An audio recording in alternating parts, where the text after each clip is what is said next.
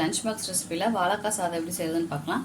நான் அதுக்கு ஒரு பெரிய வாழைக்காய் எடுத்துகிட்டு இதை தோல் சீவி எடுத்துக்கலாம்.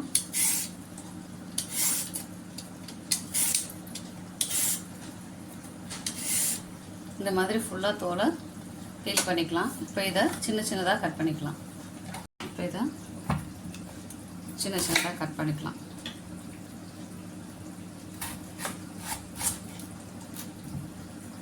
இது நம்ம சாதா கலரை போகிறதுனால ஒரு சின்ன சின்ன க்யூபாக கட் பண்ணிக்கலாம்.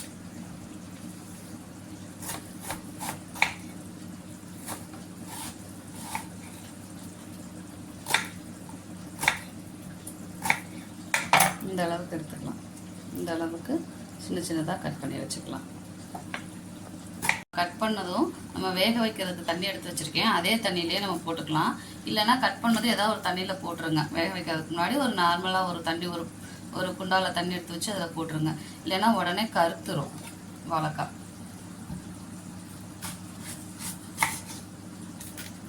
நான் தண்ணியில் போட்டு வச்சுட்டு வேக வைக்கிறதுக்கு இப்போ இந்த வாழைக்காய்க்கு தேவையான உப்பை நம்ம இதில் போட்டுடலாம். வாழைக்காய்க்கு மட்டும் தேவையான உப்பு இதில் போட்டுடலாம். போட்டு அடுப்பத்தை வச்சு வேக வச்சிடலாம். இது வேகட்டும். நல்லா அமுத்தி பார்த்தா அமுந்தணும், அந்த அளவுக்கு வேகட்டும். அதுக்குள்ளேயும் நம்ம தாளிக்கிறதுக்கு தேவையான வெங்காயத்தை நறுக்கிக்கலாம். நல்லா எடுத்து பார்த்து இப்படி அமுத்துறோம்னா அமுத்து ரொம்ப குழஞ்சிடக்கூடாது. இந்த பதத்தில் நம்ம என்ன எடுத்துக்கலாம்னா இதை எடுத்துக்கலாம்.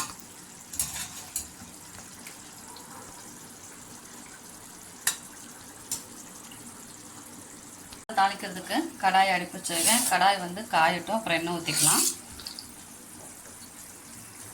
ஃபஸ்ட் சட்டி காஞ்சிருச்சு. நான் நல்லெண்ணெய் ஊற்றிக்கிறேன்.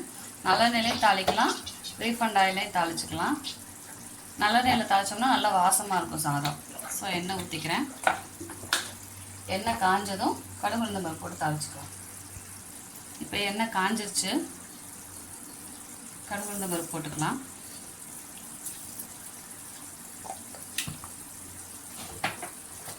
இப்போ சோம்பு கொஞ்சோண்டு போட்டுக்கலாம். சோம்பு இந்த அளவுக்கு போட்டுக்கலாம்.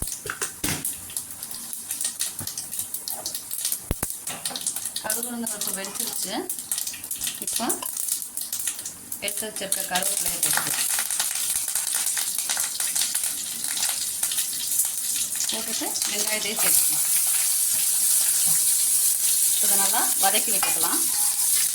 வெங்காயம் கண்ணாடி பதம் வந்துருச்சு. இது வந்ததும் நான் கொஞ்சோண்டு இஞ்சி பூண்டு பேஸ்ட்டு சேர்த்துக்க போகிறேன். நான் இஞ்சி பூண்டு பேஸ்ட்டு கொத்தமல்லி புதினாவும் சேர்த்து அரைச்சி வச்சுருக்கேன். ஸோ அதனால் இது சாதம் நம்ம கம்மியாக தான் செய்கிறதுனால கொஞ்சோண்டு இஞ்சி பூண்டு பேஸ்ட்டு போட்டு பச்சை வாசம் போகிற வரைக்கும் வதக்கிக்கலாம். இப்போ இந்த சாதத்துக்கு தேவையான மசாலா சேர்த்துக்கலாம். கொஞ்சம் மஞ்சப்பொடி.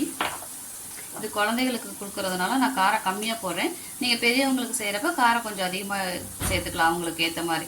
கொஞ்சோண்டு காஷ்மீரி சில்லி பவுடர், கொஞ்சமாக கரம் மசாலா போட்டுட்டு இதை நல்லா வதக்கி விட்டுக்கலாம். இப்போ இது நல்லா வதங்கிடுச்சு. அந்த வாசம்லாம் போனதுக்கப்புறம் நம்ம வேக வச்சு வச்சுருக்க வாழைக்காயை சேர்த்துக்கலாம்.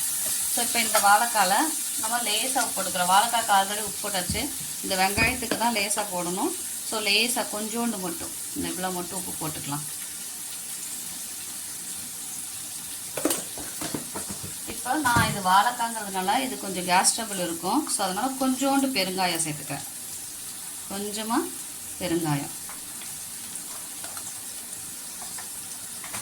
இப்போ இது நல்லா இதோட மிக்ஸ் பண்ணி விட்டுட்டு கொஞ்சம் இந்த வாழைக்காய் நல்லா வணங்குறது நமக்கு தெரியும். அந்த வணங்கினதுக்கப்புறம் சாதத்தை போட்டு கிளறிக்கலாம்.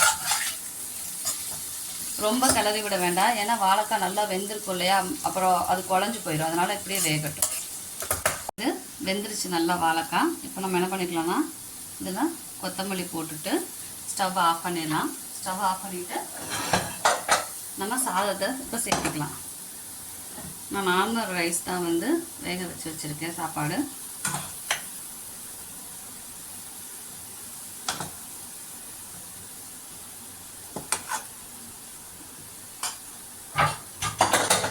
இதை நல்லா மிக்ஸ் பண்ணி விட்டுக்கலாம்.